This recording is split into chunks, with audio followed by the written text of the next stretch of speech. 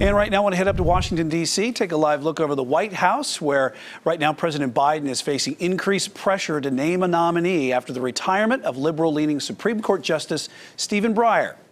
And tonight, a third-ranking House Democrat, South Carolina Congressman James Clyburn, is backing a federal judge from his home state of South Carolina to replace Breyer. In a Queen City News exclusive, our Alicia Barnes goes one-on-one with the congressman.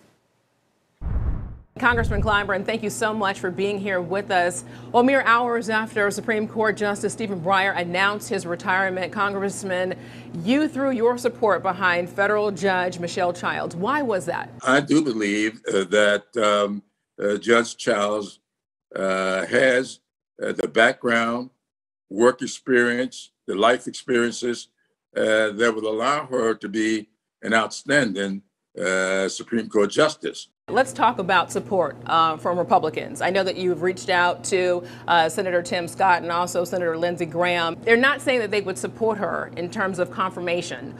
I would say this: when she went up to be a federal district judge, Lindsey Graham voted for her. And so did, in fact, I think he introduced her.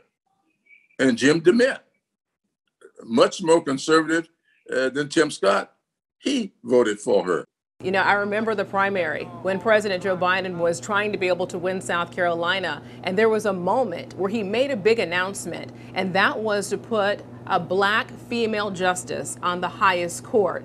And you had a part in that. Kind of explain that to us, and that I just can remember the sound of the cheers. Well, as you know, you were living in England at the time.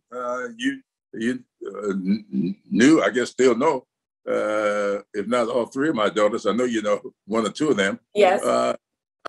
And they were telling me that one of the simmering underlying currents in this campaign was the fact that African-American women were having a very big problem with whether or not they were receiving the kind of respect that they needed to receive from the Democratic Party.